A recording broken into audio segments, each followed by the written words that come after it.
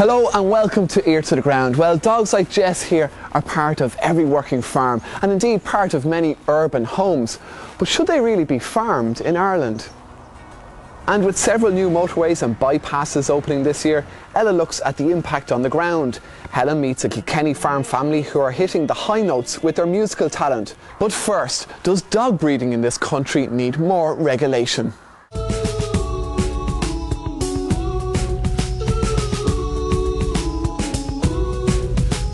They're supposed to be man's best friend, and it's easy to see how a pup like this can melt hearts. But did you know that Ireland is one of the biggest producers of puppies in Europe, with over 30,000 being exported to the UK last year alone? It's a big business, but not one that everyone is comfortable with.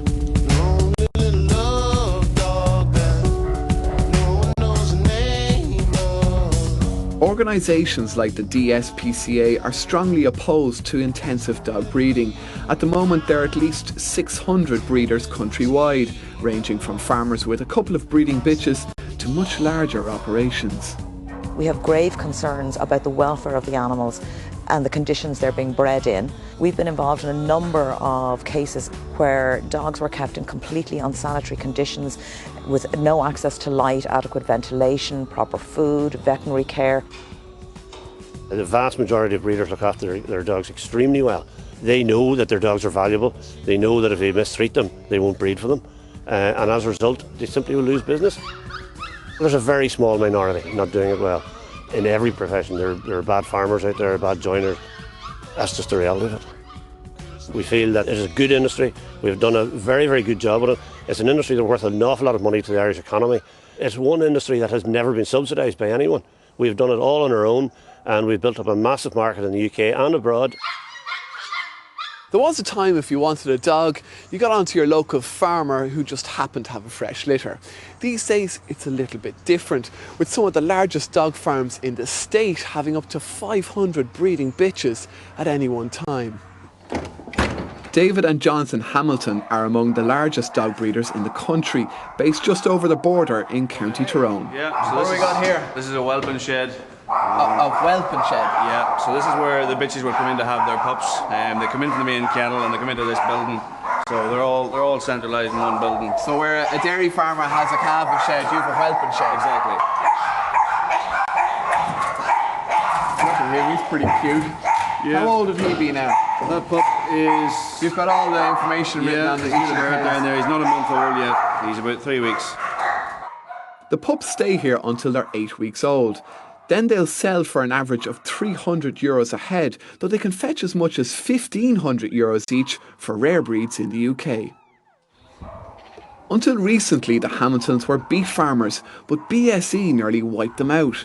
That's when they fell back on something their family had done for generations: dog breeding.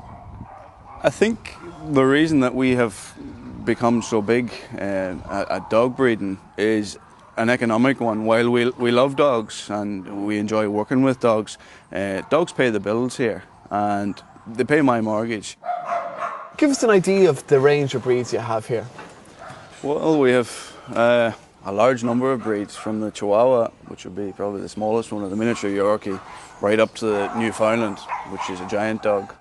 The dogs that are bred here are generally bitches that we have bred ourselves. A dog's breeding life, generally by breeding standards, would be a year old, but generally it's older than that and could be up to 2 years old before a dog is bred. How many litters would she produce here? 1 litter a year would generally be the standard. The dogs are all confined to kennels, which raises the issue of whether they get enough exercise or not.